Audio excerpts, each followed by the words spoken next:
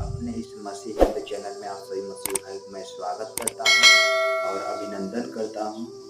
मैं आप लोगों से आज एक मेरा और एक नया टॉपिक है आपके लिए, सभी मसीह भाइयों के लिए कि आप लोग यदि मसीह में हैं तो हमें उसमें किस तरह चलना चाहिए। और हमारे जीवन में बहुत सारे परेशानियां कलेश आते हैं, तो हमें इस बात को जानना ज़रूरत है कि जैसे मैंने विषय की बात करता हूँ कि रोमियो पुस्तक 7 अध्याय से हम बात करने वाले हैं।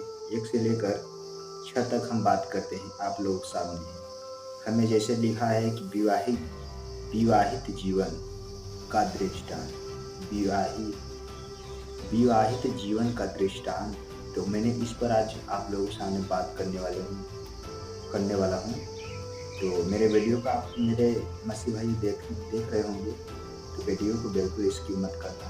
और मैं आप अन्य भाई से मैं कहना चाहता हूँ, कोई भी मेरे भाई देखे वीडियो को स्किप मत करना, ताकि आप लोगों को समझ आ सके।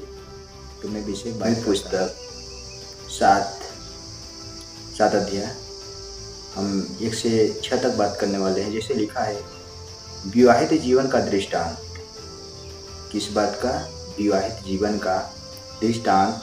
लिखा है कि हे भाइयों, क्या तुम नहीं जानते कि मैं व्यवस्था के जानने वालों से कहता हूँ, कि व्यवस्था के जानने वाले से जो एक मसीह मेरे भाई बहन हैं, उससे मैं कहना चाहता हूँ कि लिखा है कि जब तक मनुष्य जीवित रहता है, जीवित का मतलब जिंदा,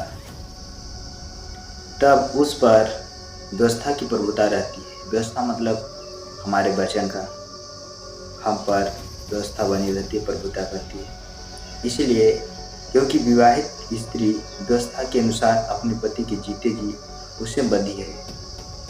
हमारे मसीह भाई बहनें छूटे होंगे और शायद उनका पति पसंद न हो, इस बात से छूट गए होंगे। मैं कहना चाहता हूँ जब तक उसका शादी है, जब वो जिंदा है उनका पति या पत्नी, या उसका पति जिंदा है या पत्नी उसका जिंदा है, तो इस बात को मैं बता रहा हूँ कि जैसे कि वो जीवित हैं तो दोनों अपने इस व्यवस्था के अनुसार वो बंधे हैं।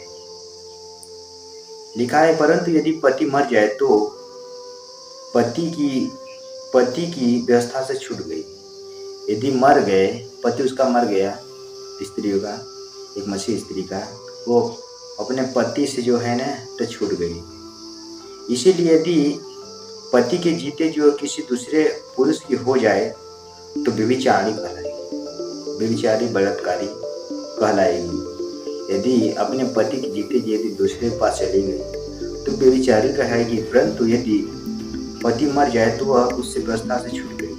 जो व्यवस्था है ये हमारे एक मसीह का व्यवस्था जो हमें दिया गया है इस पुस्तक बाइबल, इस बाइबल से छूट गई। यहाँ तक कि यदि किसी दूसरे पुरुष की हो जाए तो भी व्यभिचारी न ठहरे। यदि उसका पति मर गया, एक दूसरे से शादी करेगी, वो चल जाएगा, तब व्यभिचारी बताए नहीं ठहरेगी।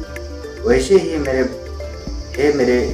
भाइयों, तुम भी मसीह की देह के द्वारा व्यवस्था के लिए मरे हुए बन गए। हम मसीह के जो व्यवस्था हमें दिया गया है, इस व्यवस्था से हमें देखने को मिलता है कि हम मर गए, मरे हुए बन गए, कि एक दूसरे के हो, कि उस दूसरे के हो जाओ। उस दूसरे कौन सकता है? हम मसीह को, जो मरे हुए में से जी उठा। मतलब यदि मर गए तो मसीह के लिए हैं, जीवित हैं, ताकि हम परमेश्वर के लिए फल लाएं और काम करें। क्योंकि जब हम शारीरिक थे तो पाप की अभिलाषाओं जो व्यवस्था के द्वारा थी, व्यवस्था मतलब जो हमारा वचन है, परमेश्वर का व्यवस्था बाइबल है, इस व्यवस्था से हम क्या थे?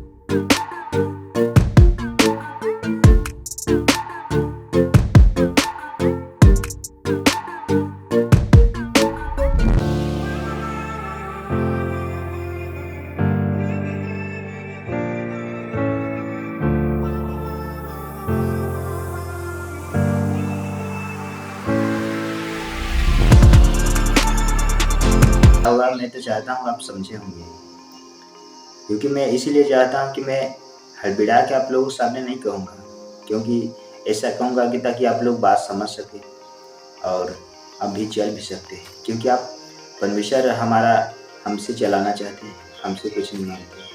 हमसे सिर्फ धन्यवाद का बलिदान चाहते हैं, न कि हमसे कोई कोई मतलब वस्तु मांगते हैं, सिर्फ हमसे धन्यवाद का। कहते हैं तू अपने मुंह का धन्यवाद कर, यही मेरे लिए बहुत है। तो मेरे प्रिय, आपको समझ आ गया होगा। तो यदि मेरे वीडियो में यदि कुछ भी गलतियाँ होगा तो मुझे क्षमा कर देना।